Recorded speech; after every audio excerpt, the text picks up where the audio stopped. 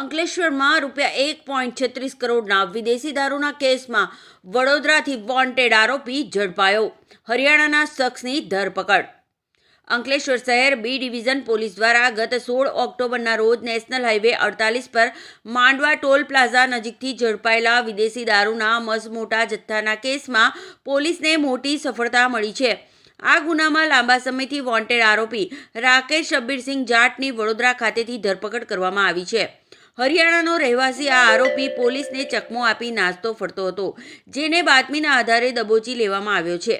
ઉલ્લેખનીય છે કે પોલીસે બાતમી મુજબ એક ટ્રક નંબર NL01L7828ને અટકાવીને તપાસ કરતા તેમાં પ્લાસ્ટિકની બેગની આડમાં અત્યંત ચાલાકીપૂર્વક બનાવેલા ગુપ્ત ચોરખાનામાંથી ₹1.36 કરોડથી વધુની કિંમતની વિદેશી દારૂની 26,000 બોટલો મળી આવી હતી.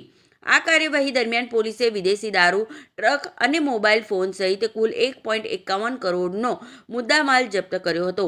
પોલીસની પ્રાથમિક તપાસમાં એવો ખુલાસો થયો હતો કે દારૂનો આ જંગી જથ્થો કચ્છના ગાંધીધામના કુખ્યાત બુટલેગરો દ્વારા મંગાવવામાં આવ્યો હતો. પકડાયેલા આરોપી રાકેશ જાટની આ નેટવર્કમાં સક્રિય ભૂમિકા હોવાનું સામે આવ્યું છે.